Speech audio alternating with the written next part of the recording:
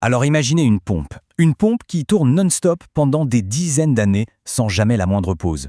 Chaque jour, elle brasse des milliers de litres de liquide.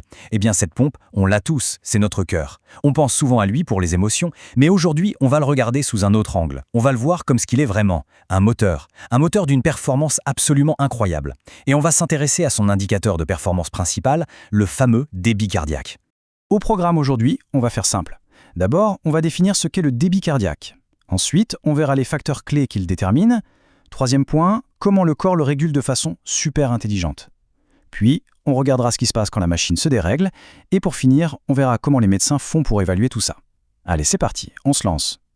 Première étape, donc, le débit cardiaque. Qu'est-ce que c'est ? Pour bien saisir le fonctionnement de ce moteur interne, il faut d'abord comprendre comment on mesure sa performance. Alors, le débit cardiaque, en fait, c'est tout bête. C'est le volume de sang que le cœur arrive à éjecter dans tout le corps en 1 minute. C'est ça, la mesure ultime de sa performance. Pensez-y comme le service de livraison ultra rapide du corps qui apporte oxygène et nutriments à absolument toutes nos cellules, du petit orteil jusqu'au cerveau. Et pour calculer ça, il y a une formule, une sorte d'équation de la vie qui est super simple. Le débit cardiaque, c'est juste la fréquence cardiaque, donc le nombre de battements par minute, multiplié par le volume d'éjection systolique. Autrement dit, la quantité de sang qui est pompée à chaque battement. C'est aussi simple ça, la vitesse fois la quantité. Et pour qu'on se représente bien les choses, ça donne quoi en chiffres ?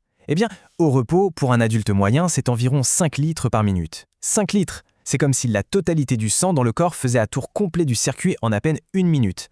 C'est juste dingue quand on y pense. Et ce qui est fascinant, c'est que ces 5 litres ne sont pas envoyés n'importe où. Le corps est un gestionnaire hyper intelligent.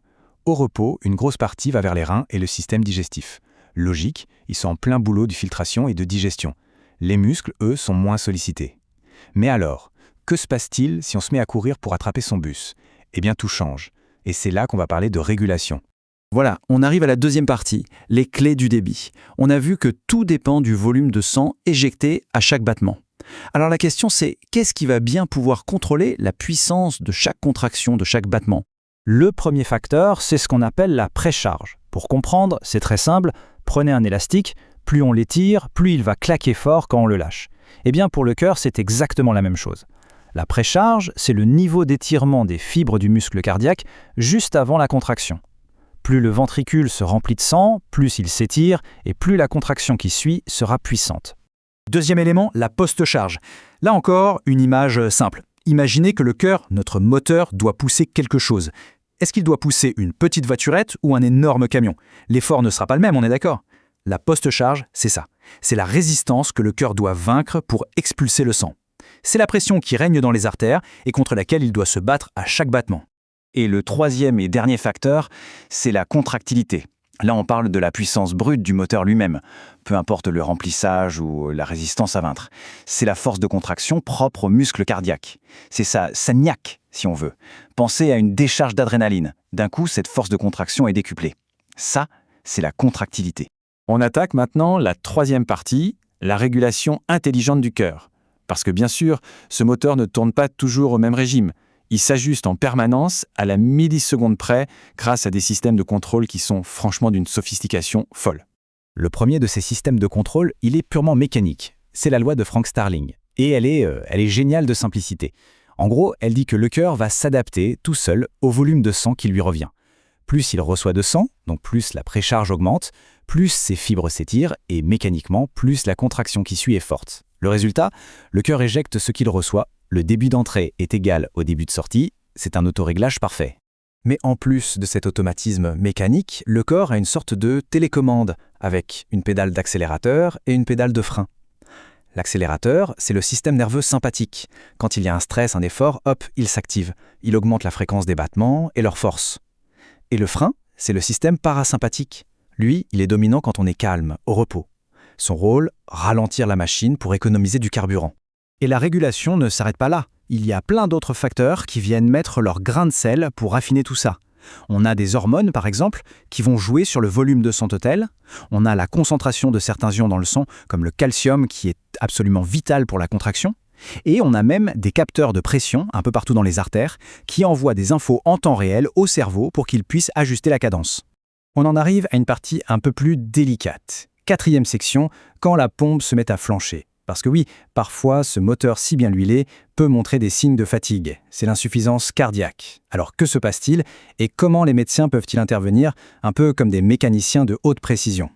Et c'est là que ça devient vraiment intéressant, parce que toute la stratégie thérapeutique repose sur les 3 facteurs qu'on a vus tout à l'heure. Précharge, post-charge et contractilité. Chaque classe de médicaments va cibler un de ces leviers. Les bêta-bloquants, par exemple, qu'est-ce qu'ils font? Ils bloquent l'accélérateur pour calmer le moteur. Les inhibiteurs de l'ECA, eux, ils vont dilater les artères pour réduire la résistance, donc la post-charge. Les diurétiques, ils font sortir l'excès d'eau du corps, ce qui réduit le volume sanguin total, et donc la précharge.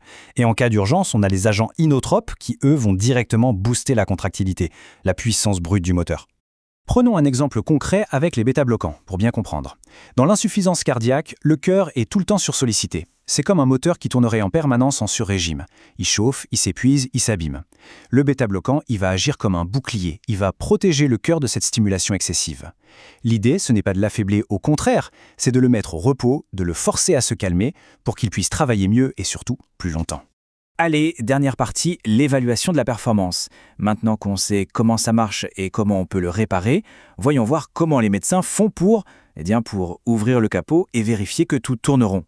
Pour faire ce diagnostic, les médecins ont toute une boîte à outils. Le plus connu, c'est l'échocardiographie. C'est une échographie du cœur, tout simplement. C'est indolore, non invasif, et ça permet de voir le cœur en action et de mesurer combien de sang il éjecte. Pour les cas plus graves, en réanimation par exemple, on peut utiliser des méthodes plus poussées, comme le cathéter artériel pulmonaire. Là, c'est plus invasif, mais ça donne des mesures ultra précises du débit.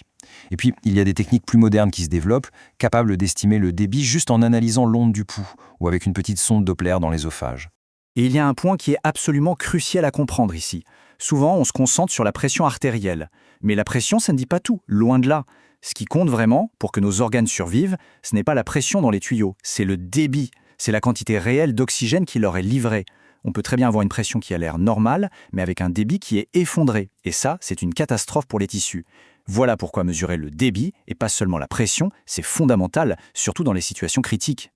Pour finir, juste un chiffre, pour qu'on se rende bien compte du travail de titan que notre cœur accomplit. Chaque jour, il pompe environ 7000 litres de sang. 7000! Jour après jour, année après année, sans jamais s'arrêter. Pas de week-end, pas de vacances.